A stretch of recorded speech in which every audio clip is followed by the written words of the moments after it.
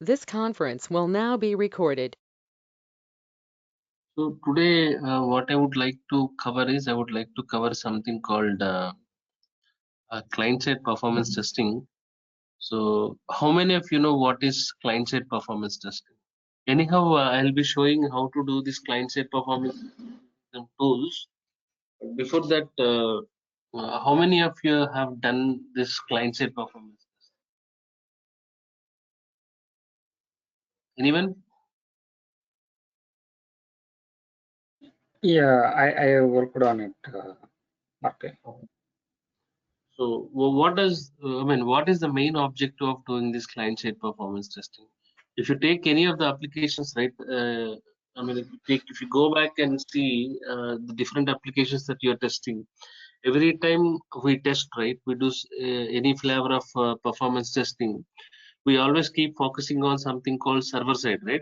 To understand what happens on the server, but we did not mention anything in scope like what is happening in the browser. So what did you do from your client-side performance testing?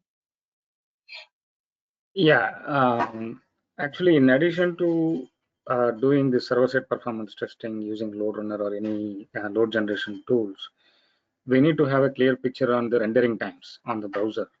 So, based on the usage analysis that we get, like if the application is used in IE or Chrome, majority of the users are using those browsers.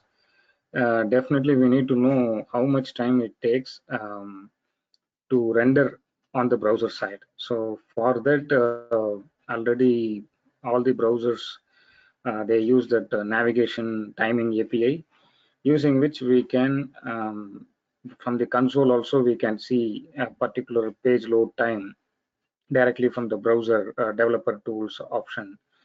And other than that, there are plenty of tools like web page test API. I used web page test API that gives recommendation on how the JavaScripts are used, how the image sizes are used, how the CDNs are used.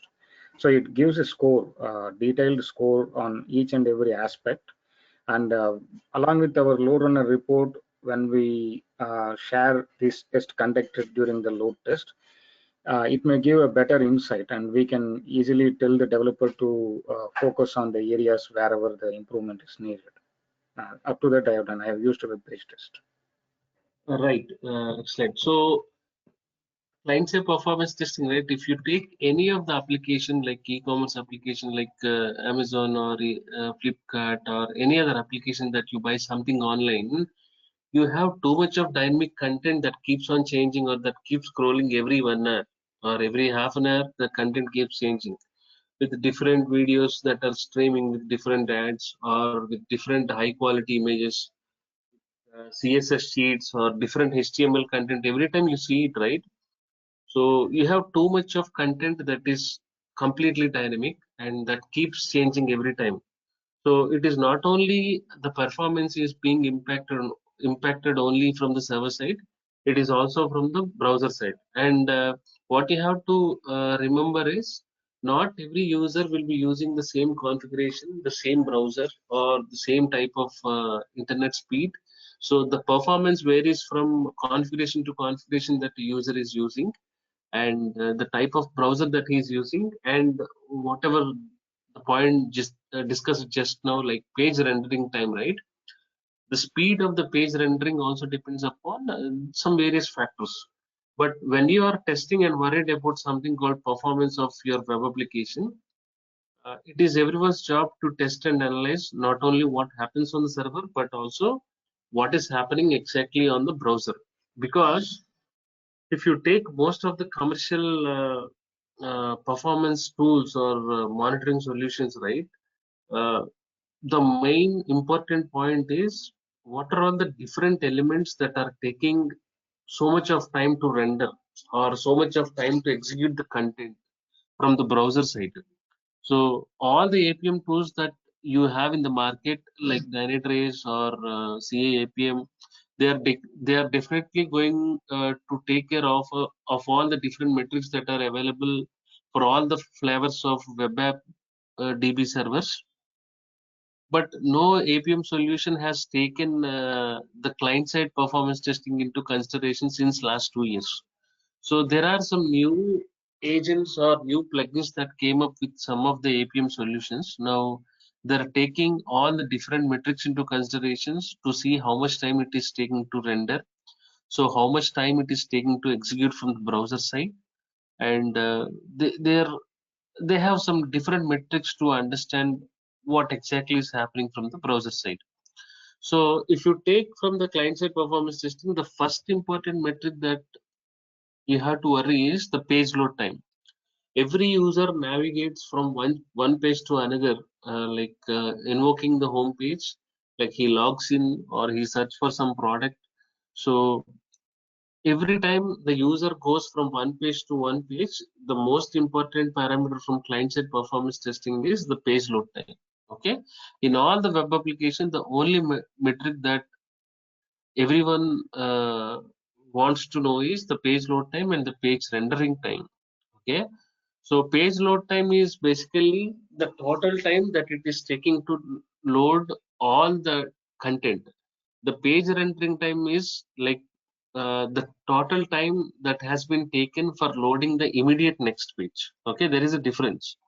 And if you take the recent survey from the Yahoo, 80% of the application response times are spent downloading the different HTML images that you have that are available in the Amazon site, or the different videos that are streaming. There are some different JavaScripts for every page. You must be knowing, right? JSPs, JavaScript pages. You have style sheets. Style sheets are nothing but the alignment of the content in the page. Like you will have the boxes, you will have the content. Putting all of them in a proper order is nothing but I mean. Putting the style sheets or the scripts or the images in order. All these activities will be taken care by UI UX designer. You must be knowing, right? There is a unique skill set called front-end UI development, which completely talks about HTML5, CSS, JavaScript, jQuery. Now people started using Angular 9, I guess. It started with Angular 2, Angular 4, Angular 6.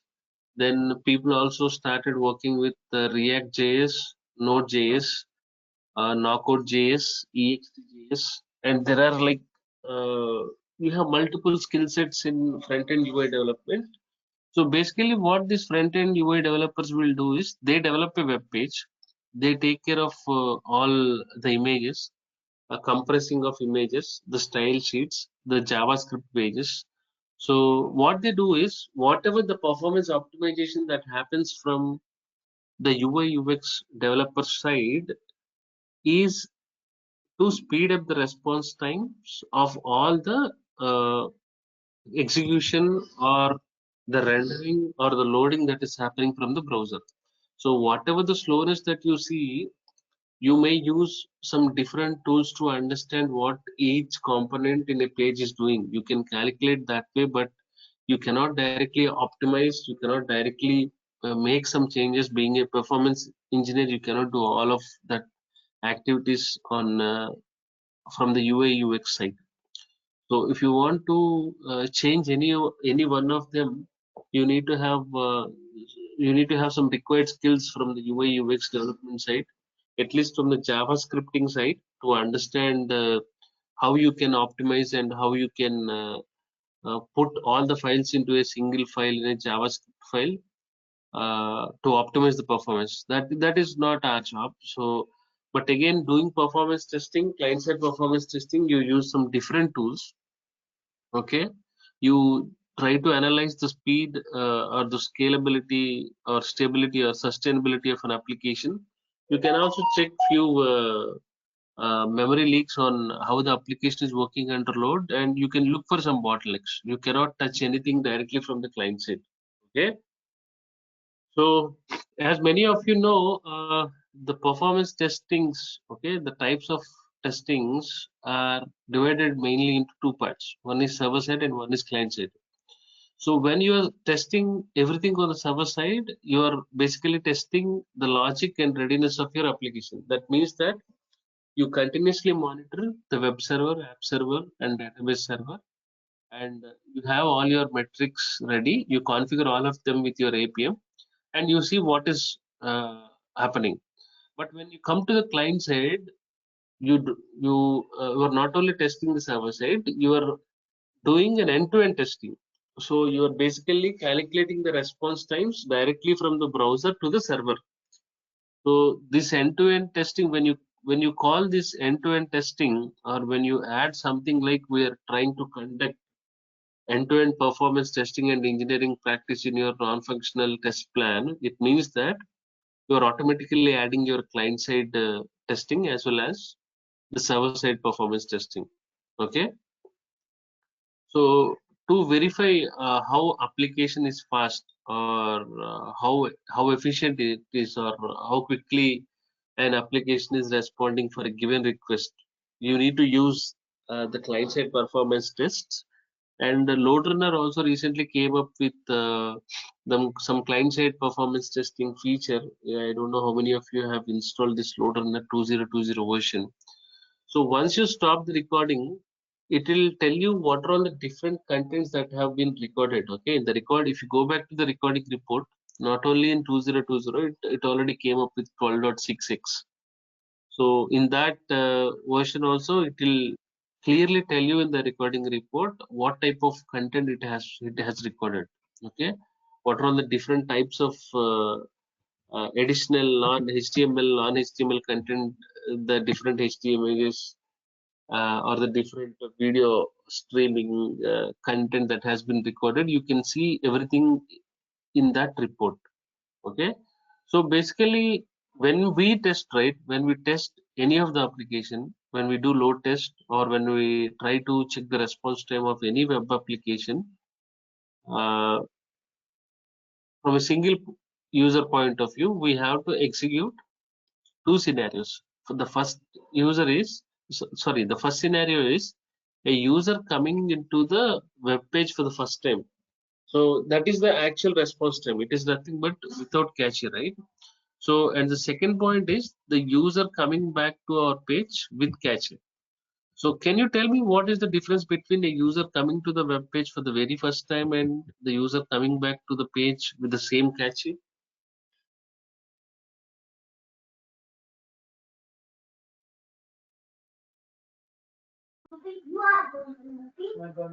Sorry, Anyone? asking what is the question? The user coming to the web page for the very first time, that means that the very first time the user is trying to access the application. The second thing is the user is coming back to the web page using the cache. Yes, like the very first time we will see longer response time because right from the establishing the TCP/IP connection and then getting the resources from all the CDNs and constructing the pages at the server side. So, and coming from the network, it will take time. I mean, we can see that clearly. The first time usage would be always a higher response time. And when we go as a repeated user, and we can see a drastic difference in response time due to the caching implemented. All the static resources will be cached at the client side if the web page is designed in the right way. Yeah. That is a major difference. I would say response time would be lower for second time onwards due to But the what cache. could be the best practice? If you're testing a load test with 500 or 1200 users, every time a user comes, if you want to simulate the real time happening of all the users, what they really do in real time. So how do you simulate them? Is it without cache or with cache? Without Eh, you should do. Without cache, we will do in load testing. Yes.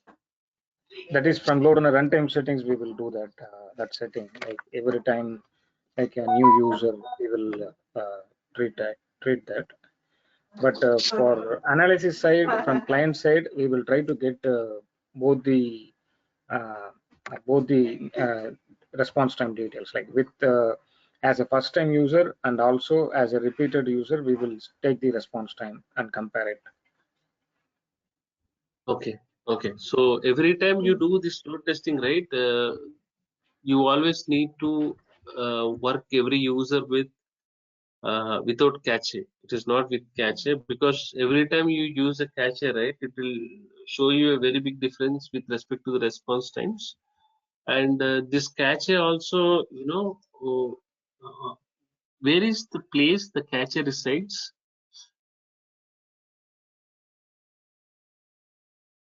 Anyone? And the Like, is it browser impacting the browser or the server? and the browser and server side caching also possible in some architectures. Right. You also have something like cache concepts in Oracle database servers as well. But every time when you talk about this cache concept, right, what you need to make sure is the cache that we actually have here is talking only about the browser.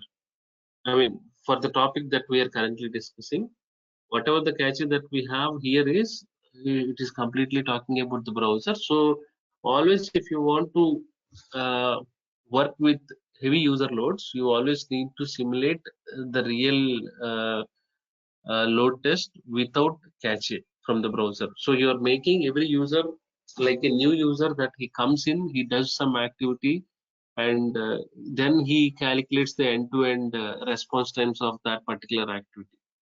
Okay, so basically whatever the client side performance issues that you see, that are because of inefficient JavaScript. The reason is because the client side code is completely written in JavaScript. Okay, it is retrieved from different remote servers, and it is executed whenever the browser parser gets to the part of the page. I'll tell you what is parser. Okay, and if you have this JavaScript at the top of the page, it will be executed when the parser kicks in, and it will delay the rendering of the rest of the page. So basically what they do is they directly don't upload the complete JavaScript at the top of the page.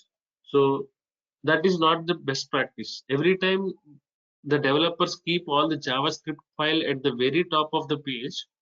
So the browser parser, what it will do is it will interrupt calling the execution from the remote servers, and it will delay the complete rendering of the rest of the page. So the best practice from the UI UX designers is to have this JavaScript at the bottom, and so that the parser will not interrupt when it is trying to call the code from the remote servers, and it will not slow down the rendering of the rest of the page.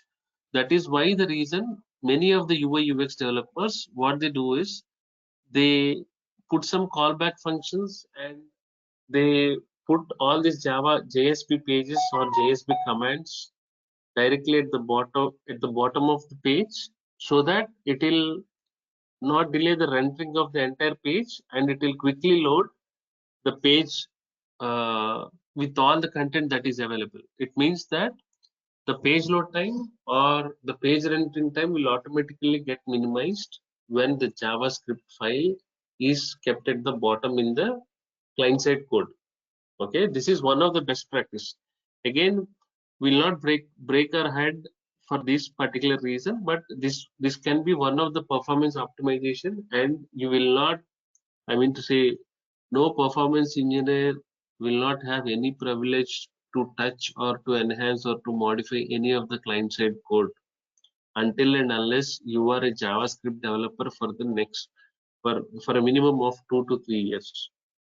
Okay, so and another point is, when you load all this JavaScript from many of the remote servers, it the time basically it takes to render a page or to load a page, to load all the content, it depends not only on the server speed, it doesn't depends on the network bandwidth that you're using. It depends on the page complexity, or how the JavaScript is being served, and what are all the different types of JavaScripts that have been incorporated into the client side code.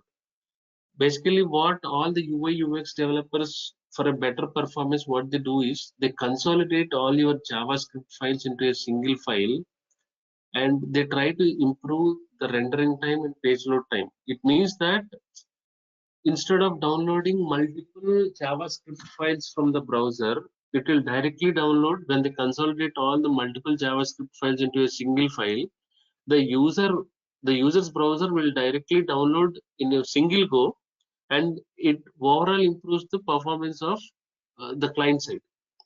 Okay, so that is why the reason when different JavaScript files are written. Okay, so what they try to do is they consolidate all of them and they make user to call that particular single file in one go, and they try to improve the load time and rendering time. Okay, so and what they every time what they do is they will make sure that it it won't it won't be downloaded every time, because they try to put all the different JavaScript files not to get cached.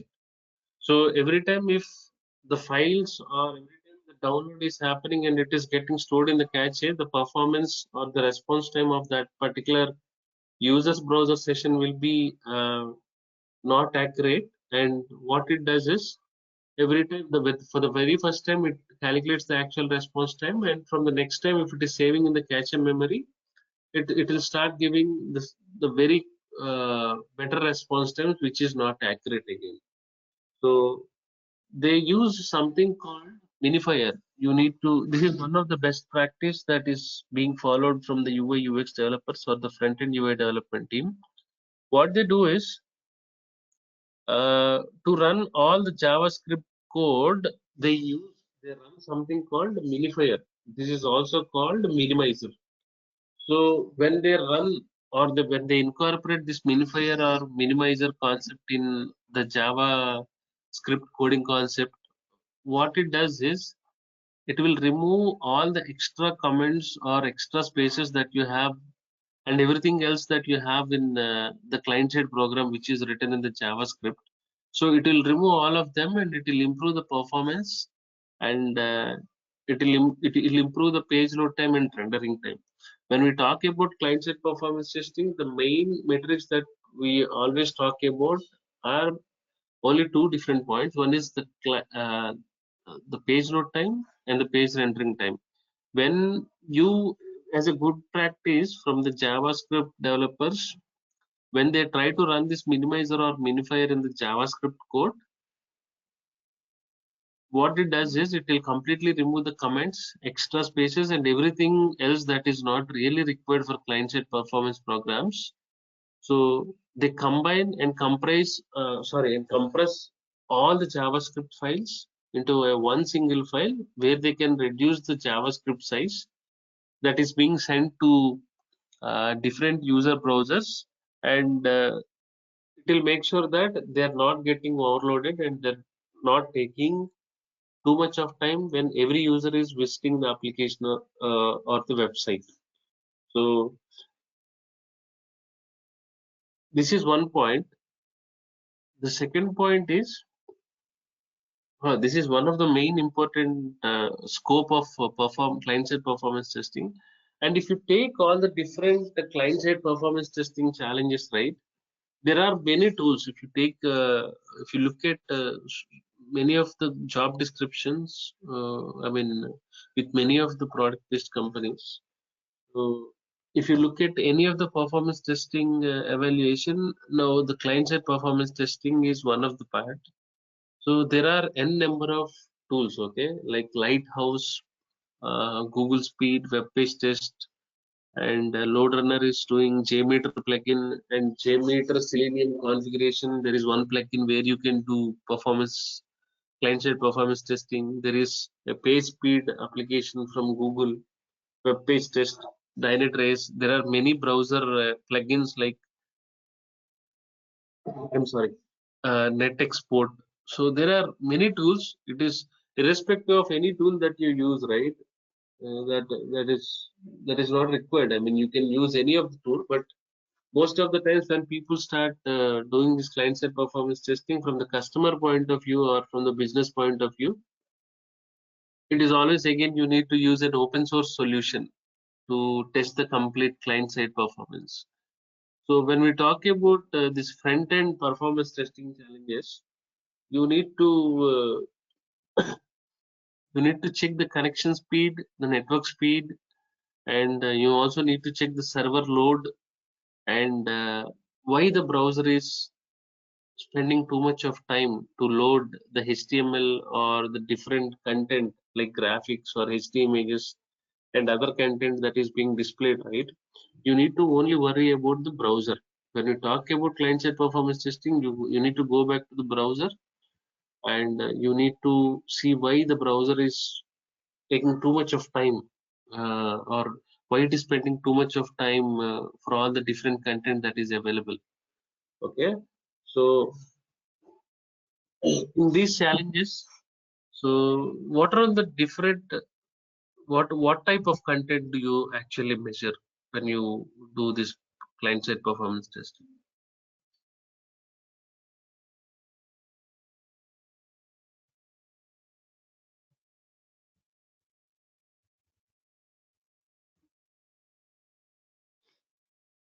What is that you actually measure in this page?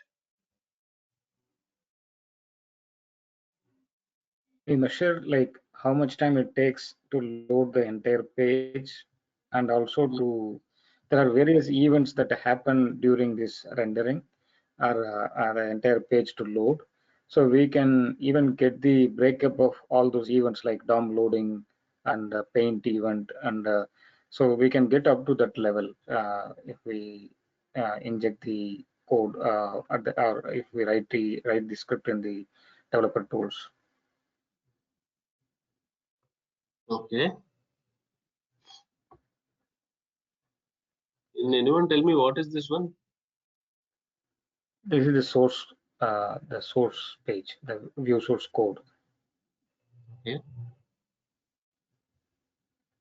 What information you have in this source code? Yeah, in this we will have how the page is constructed, and it will have all the information about from where the images and JavaScripts, CSS files, everything is pulled. Okay.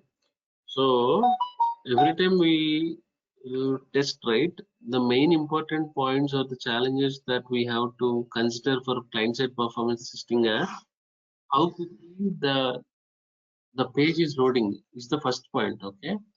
So whatever the different text that is visible text that is being I mean loaded or downloaded or not, whatever the different content that you're seeing here respect to different headings, headers, or different drop downs that you have, you need to check for all the content. And the second thing is, the third point is you need to look at all the different graphical content.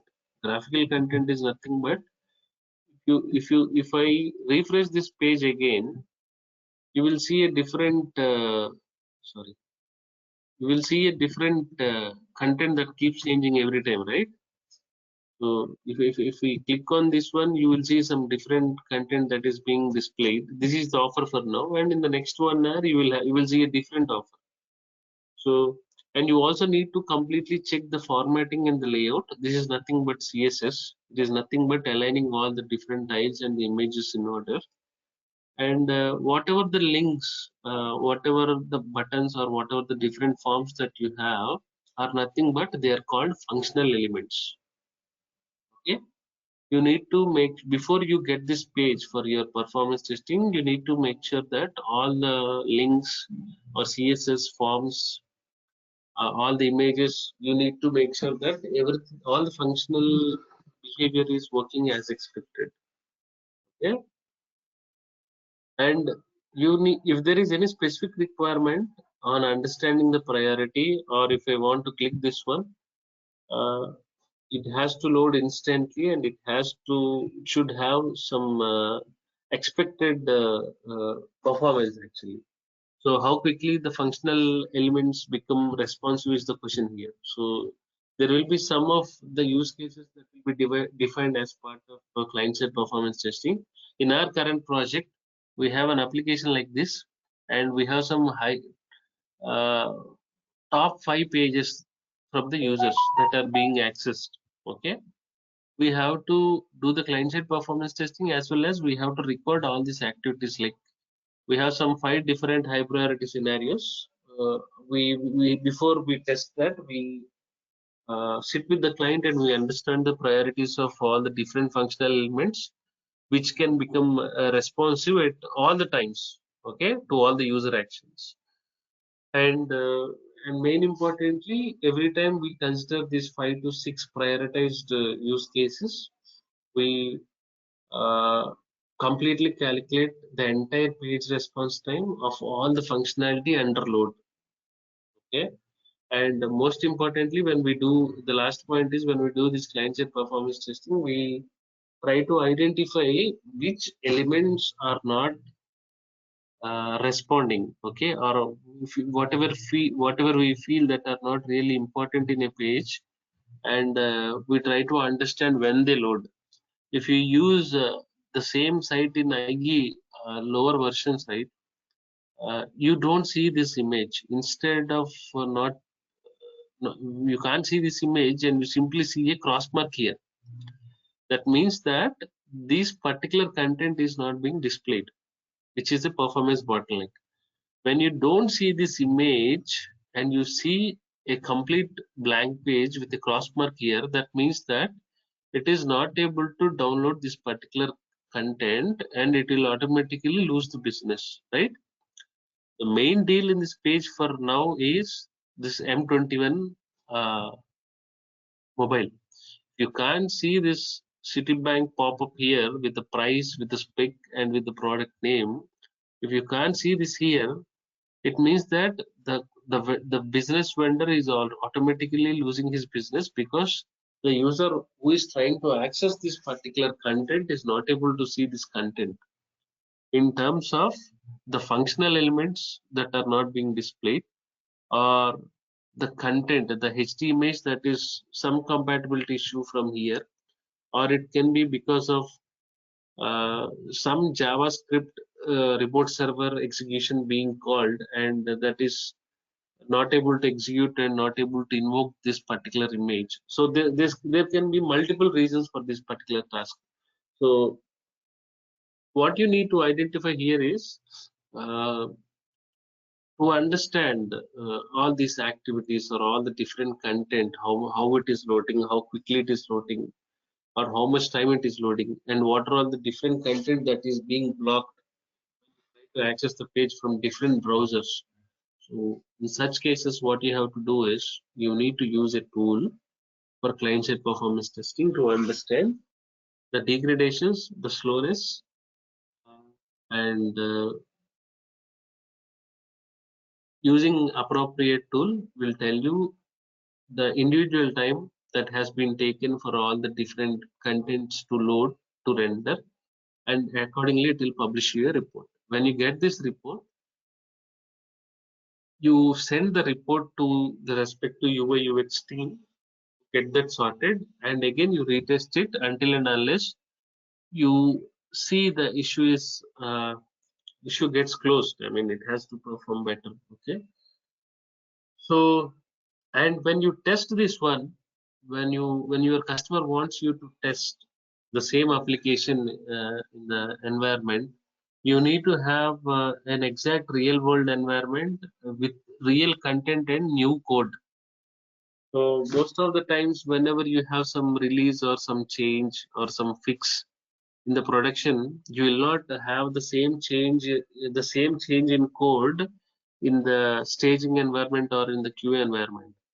So just testing on a QA environment without the new code, or without, which is not matching the exact real world environment with real content and with new code, it makes no sense. So even if you use some multiple tools, okay, for client-side performance testing, when you don't have any of the environment which is not having the exact matching of the real world environment, when you even if you test with multiple tools, it will not make any sense. So every time when you test, whatever that you have in the production, you should have the same content with same code with real content in the QA environment, and when you test it, you will get the exact result of what exactly happening from the browser side, especially from the client side.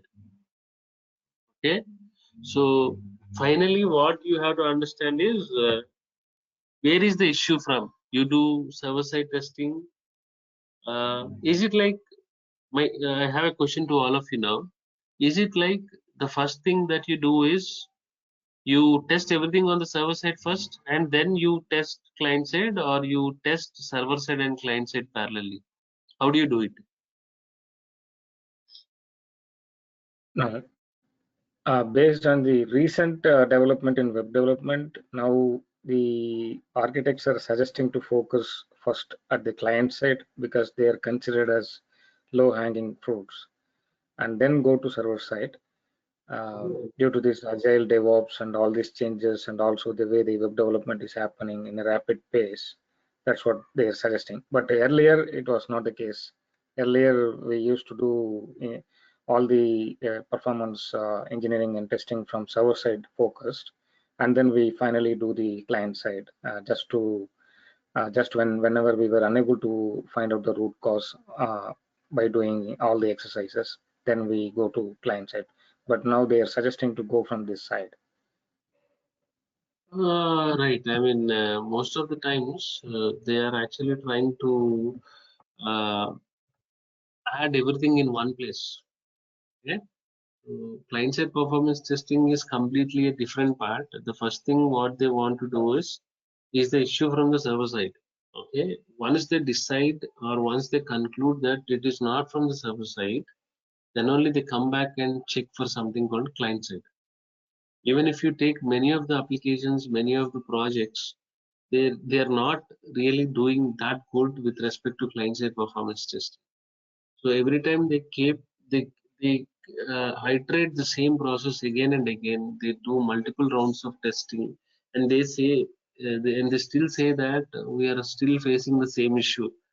And finally, the customer or the business team or the development team, they come to a conclusion. Okay, it must be an issue with the coding side. And if you touch any one of the code snippet right now, it will completely show some bad impact on other existing functionalities which are already working fine. So they're coming to such conclusions. So every time if you see some high response time of a particular incident, so you keep uh, doing some hands-on exercising on that particular activity to improve or optimize some sort of performance from all the server side.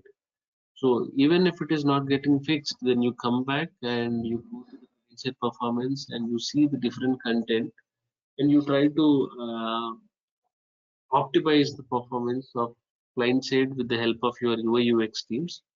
And if you still see the same issues, what is your next step now? Including the issue is not from the server side. Then I came back. I did so much of R&D on the client side.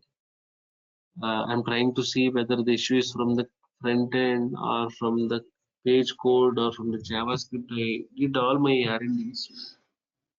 To some extent, I have optimized my response time from 11 seconds to 9 seconds. So what is that still I can do better for my application? It's server side, client side, what I can improve this 9 seconds response time. I think then next area we should focus on the network layer. Okay. So what do you see from the network layer? Now, based on the client side analysis, also we can see that time to buffer, how much time it takes, like time to first buffer. Right, So based right. on that, if we see that that is higher, then we can see that the network is causing the delay. So most of you must not be knowing this time to first buffer metric actually. Anyone of you know what does this indicate? What does this? This is a direct saying actually. Time to first buffer. Yeah, sorry, time to first byte, I think. Time to first byte, right? Is it? Is it time to first byte? I think so. And either first buffer or first byte, something, one or the other. But TTFB is acronym. We First byte. first Okay. byte, yes. Okay. So what does this say in performance testing? Allow me one. So it is like from the time when we make the request, it reaches the server side, and then server side programs, they process this request, and then they construct the response, and then that response is sent over the HTTP protocol, and then it reaches the client. In our case, it's Vusion. The first byte when it reaches, up to that time, it is calculated as a TTFB, time to first byte. No. What I'm trying to ask you. Oh my God.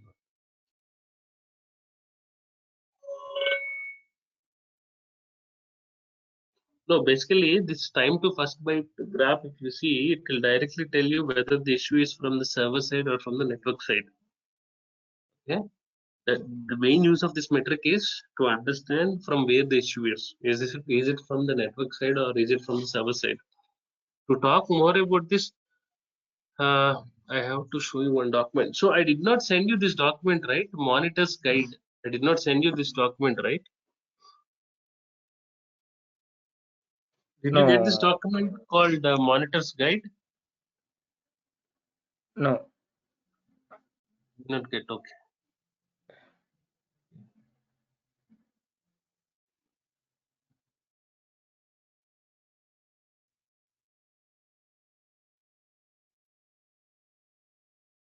Okay.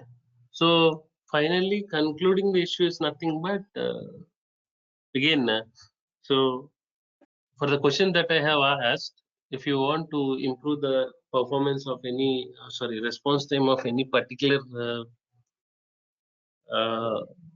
transaction, after doing all of your R&D from the server side and client side, only possible solution that you have is what you need to identify all the individual components that you have in the infrastructure. You need to buy a valid pay model of your APM solution. You need to download all your agents and you need to configure all your components that you have in the infrastructure. Configure all your metrics with the type of thresholds that you have, with the type of you can create alerts, alarms, and anomalies. Every time a specific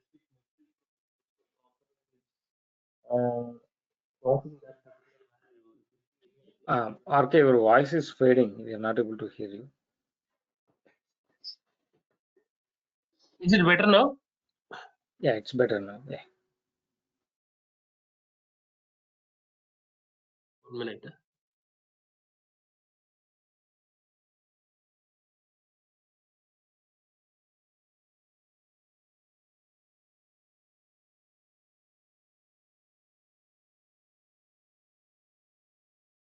I'm sorry. So the most important point is you need to buy the appropriate pay model of your APM solution that you're using. Okay. Before you buy that, you need to understand the application architecturally. You need to have a detailed understanding on all the different individual components that you have in your application. For example, if your application is completely Dockerized, it's completely managed by microservices. Okay, you need to monitor every one of them. Okay, you need to monitor all your microservices. You need to monitor all your Docker instances. You need to, if you are using a complete CI/CD pipeline, you need to monitor. You need to configure to every component, and you need to create most of alarms, anomalies, and you need to set some thresholds. Like if you give the minimum and maximum values, Even if in CA APM, if I'm configuring my agent to any of my target instance that I wanted to monitor, so I will set some values. For if you take a WebLogic instance, I will set a CPU saying that it should not exceed 70% and it should not exceed 80%. There will be three different type of alerts that you can create. If it is crossing some 65% of the CPU, it is saying that something like caution, you get a message. That is nothing but alert. Okay. Then for the first thing that you, after 65%, if it is crossing, you'll get an alert. If it is crossing 75%, it is getting you will get an alarm. And it is crossing 85%, you will get an anomaly. Okay. So it is all, you can set it from your side, from the APM side. But if you want to conclude the exact issue, like, is the issue from the client side or the server side or from a particular component from the architecture, you need to configure all the metrics. You need to configure all the different types of alerting messages to see what is happening. That is the only way to identify the exact root cause. If someone is asking you a question saying that I have got a response time of 13 seconds, how do you identify issue? Is that from the server side or from the client side? You give all your possible solutions, but still the interviewer is not convinced. The only answer for this question is need to monitor everything in one place. Simple.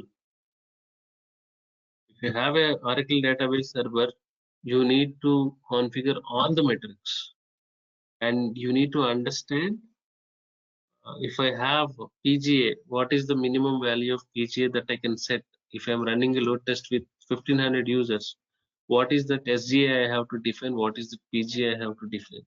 Still, most of the people are not sure how much heap I'm supposed to set. How do I define my heap? Okay, I see so many issues. And yesterday there was a question in one of the technical WhatsApp group. My XMS and XMX values are 4 GB and 6 GB. Now, whatever the heap dump that I have taken is 7 GB. Why is it so? Anyone?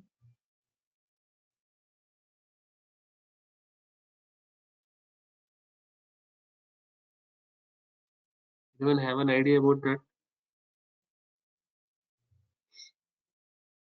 Sorry, like XMX, how much? Minimum and maximum heap are, let's say that 4 and 8 GB. Okay. Okay. But whatever the heap dump that I have taken, the heap dump size is 9 or 11 GB. Can that happen? My heap dump file is size is more than the minimum and maximum of heap size that I have defined. Yeah, that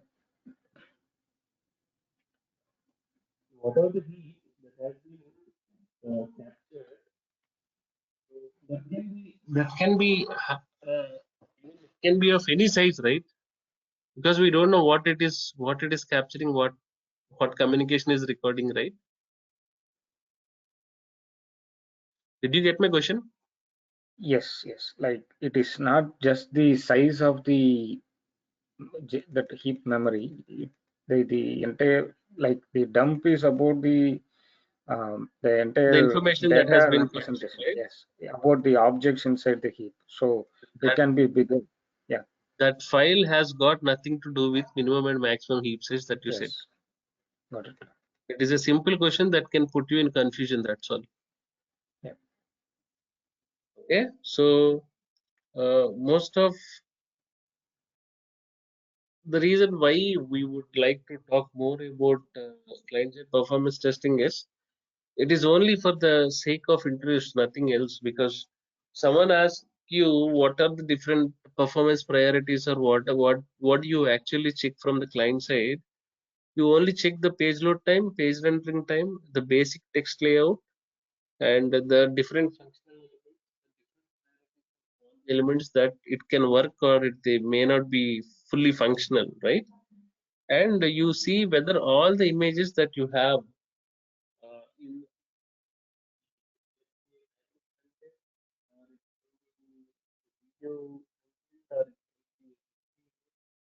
is it properly being displayed or not is what you check. Okay. And if you talk about the scope of client-side performance testing, now as a best practice from all the center of excellence groups, client-side performance testing is now a best practice implementation, and it is mandatory in all aspects of performance. Okay. So uh, if someone is asking you what is that value adding that you came up with your last assignment, simple thing is you simply add the client side performance testing to your existing performance testing plan. Add your scope of your client side performance testing, define the scope of your client side performance testing in the non-functional test plan, and make this available, and it should be agreed by the client. It will not include many of the important points. It is just a client side analysis of all aspects, and obviously you try to do this only to identify the slowness and bottlenecks, and mainly identifying the risk related to client side performance. Okay. So another question is, which environment you have to use for client side performance testing here?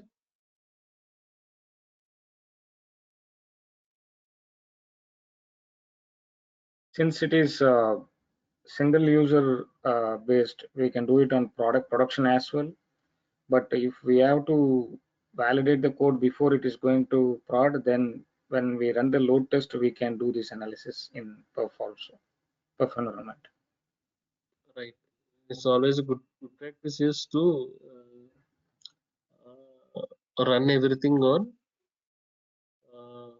QA environment. I mean dedicated performance environment, which is a matching environment to the real environment with real content and new code that you have. And there are multiple metrics. Okay, we'll talk about that tomorrow. But a simple thing is you can. There are many tools like web page speed, Dynatrace, web page test, Google speed, page speed, and there are Lighthouse browser plugins. But GC metrics is one of the excellent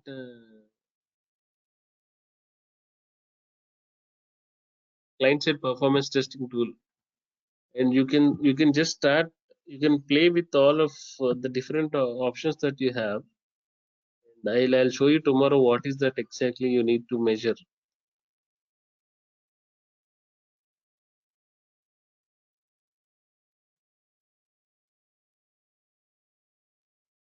Is that tool only with a single user or multiple users? No, this client-side performance testing is only with a single user most of the times. So we can use a true client protocol in Roadrunner. You can just Right. No, usually the true client response times, I mean, like, are very high. it may not give the breakup. Like, if you want to do analysis, I'm not sure whether it gives that level of detail, but we will still get the end-to-end response time, including the rendering time. But these tools, page analysis tools, they will give the breakdown of the page load, entire page load.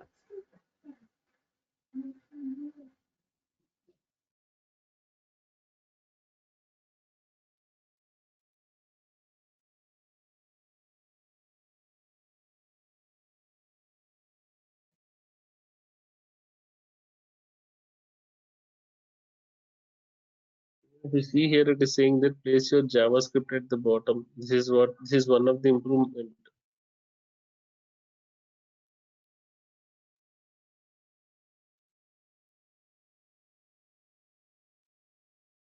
Okay, so it is talking about like this. These are all the different unifying JavaScript, unifying HTML. You will see all of these different metrics, and it will tell you how much time it is being taken.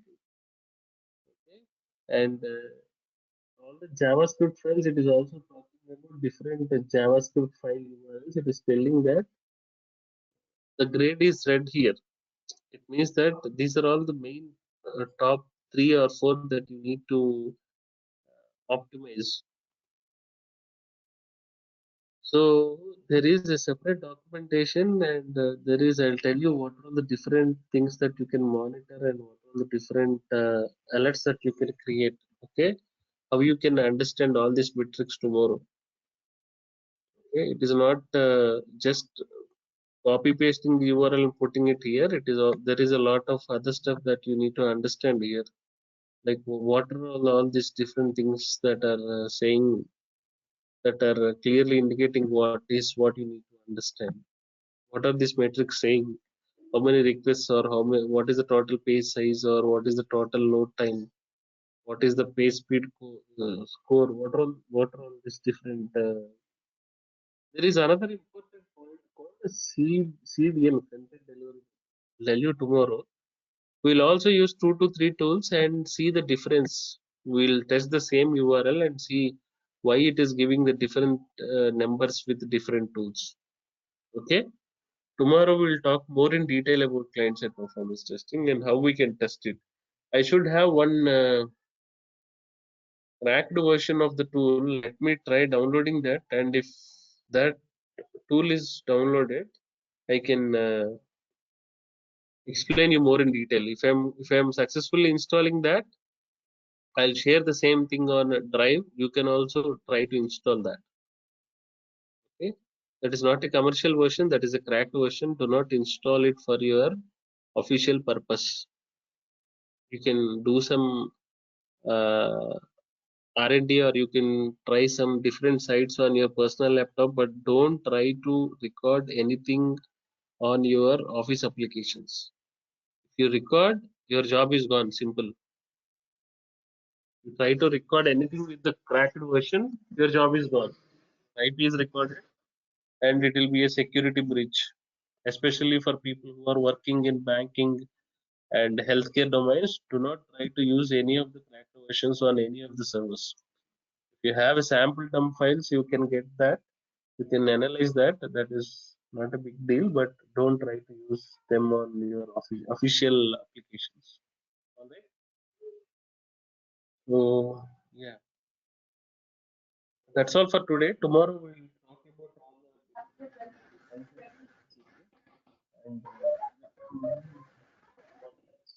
for client-side performance testing, and you can prepare all of them. This client-side performance testing, copy, specification, or I mean, whatever we discussed so far. RK, Yeah. That, hello. yeah, it's okay now. Previously, we were Okay. not able to hear you. My throat is bad. Sorry for that. Okay. So whatever the documentation I give as part of this client-side performance testing, and what are all the bottlenecks, I'll give some 5 to 6 list of bottlenecks. If someone is asking you, this particular concept will help you to get some opportunity. That's all. Because for client-side performance testing, there is no strict constant strategy that is being followed, but different people use different tools actually. Whatever the cracked version, I'm going to share it with you tomorrow. That is one of the important tool which can give you the complete briefing and in-depth analysis of all the different metrics from the client side. Okay, and there is another important question like what is har file? That is har file, right? Not sure what is it. Yeah, HTTP archive file. No, no. Even in the load runner, you have something called har file, HAR file, right? Yes, that is HTTP archive. What is that har file mean? What does that do? That captures all our request and response, HTTP request and response. We can export from our browser tools, from browser developer tools, whatever the The total navigation that we do. communication, Yeah, right? The total communication that happens between the browser and the server with respect to requests and responses, all that information will be saved and stored in HAR file. Okay, that is one important question that will you will be asked every time when you say that I work with client-side performance testing. Okay. So tomorrow I'll show you how to do this client-side performance testing. I'll tell you all the different tools that we have, and it is not a very big rocket science. But when you can mention in your current project, you can add your roles and responsibilities into client-side performance testing with GP metrics and other tool. I'll give you another tool. Once I get that, once I'm successfully installing that, I'll update you in the WhatsApp group so that we can talk about that more in detail tomorrow. All right.